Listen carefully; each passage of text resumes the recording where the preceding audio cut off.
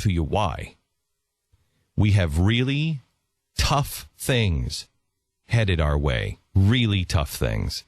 And I was just making a list of all of these things, and I'll go over them at the top of the hour. And the things that I have already predicted, that have already come true. And we just finished our first half hour of the show. We went into commercials, and I said, I don't want to do this anymore. I just really hate my job. I just don't want to do this. And here's why. Because I know what's coming next. And I don't want to be, I don't want to be that guy. I would much rather just focus on my family and focus on moving forward myself.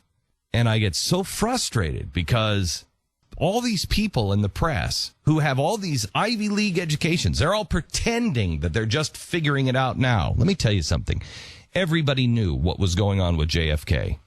Everybody in the press knew what was going on with FDR. They all knew, but you didn't know. The American people didn't know, because every time we have a progressive hero show up, the press decides they're not going to say anything.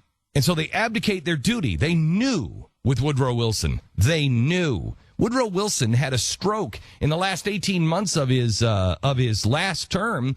He was incapacitated. His wife was taking a pen, jamming it into his hand, and then moving his hand to sign the documents. She was the president of the United States, not him, and the press knew it. They knew it. FDR, did anybody ever know that FDR was in a wheelchair? No. Why? Because the press hid it. Did anybody know that Kennedy was having all kinds of affairs and was a really slimy individual? Yes. But the press knew it and hid it. I told you at the beginning that this presidency would go down as the most corrupt in history, more than the Grant administration, more than the Nixon administration. That was 6 months into this presidency. You could see the writing on the wall. Everything that we said about health care is now just beginning to happen. You haven't gotten to the death penalties yet. You haven't gotten to the doctor shortages. You haven't gotten to the medical shortages yet. You haven't gotten to the lines yet. You haven't gotten to the unrest that it will cause. You're just at the very beginning. Only 1.5 million people so far has received their notices, but they're all going to be receiving notices. Everyone will. Up to 80% of this nation is going to get a letter in the mail before December 31st saying, boy, everything's going to change. And when that really hits, well, let me ask you this, just on the small scale. When that really hits and you know that your health care coverage has now doubled, or your deductible has now gone from $1,000 to $6,500, how are you going to be spending money on Christmas? And then what does that do to the debt ceiling, which is now 3 months away? It spirals, and it happens faster and faster. Let's see. Debt ceiling, the Fed, and inflation. Yesterday, the New York Times came out and said that inflation is a good thing. And there is consensus now that we need more inflation. Since when? Are you buying milk? Are you buying cheese? Are you buying anything? I mean, I don't know about you, but I don't want my prices to go higher. Why would we want inflation? The cards are already in. When they start telling you and starting to try to convince you in their propaganda organs coming directly out of the universities of this country, where they start telling you inflation is a good thing, you can guarantee that inflation is coming. And I can tell you that in the end, it will be hyperinflation. The debt ceiling now has been raised for 4 months. But I challenge any Republican to get on the air with me right now and tell me what you're going to do in 4 months that is going to change Christopher Walken in The Deer Hunter, otherwise known as our president, going to change his mind. What is your plan 4 months from now? The dumbest thing they've ever done is agree to 4 months. Do you have a plan for 4 months?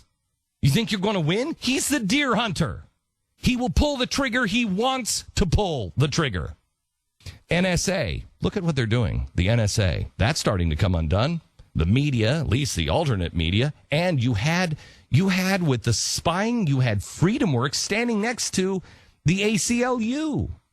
The IRS, you haven't even seen the beginning of that yet. The IRS spying on you? They have your health care records now. Terror and the Department of Homeland Security. We're going to have another terror strike. We know it. It's only a matter of time. And what is the Department of Homeland Security going to do? And how are you going to react to it? And climate change. That's all going to fall apart. Now look at all this whole list. You have the Second Amendment being undermined. You have the military being undermined. Common Core, health care. You have the debt, the media, NSA, IRS, the Department of Homeland Security, and climate change. All of those things are about control. Everything is about control. Control you. Make sure your every move is watched, monitored, controlled, regulated. Everything you do, that's what it's all about. And it's all coming undone. Now, that's what makes you feel like we're losing. Because you know the old media is going to collapse. You know the dollar, in the end, is going to collapse and we're going to have massive inflation. Because of that collapsing dollar, you're going to lose your superpower status. People are already saying that the superpower status is gone. Education, they're going to attack homeschooling. They have to. The student loans are over $1 trillion. The military, they're replacing all of the generals. Right? Depressed yet? Let me show you how frightened they are. And let me show you why they lose. And I can guarantee you they lose. Guarantee you they lose. And they know it.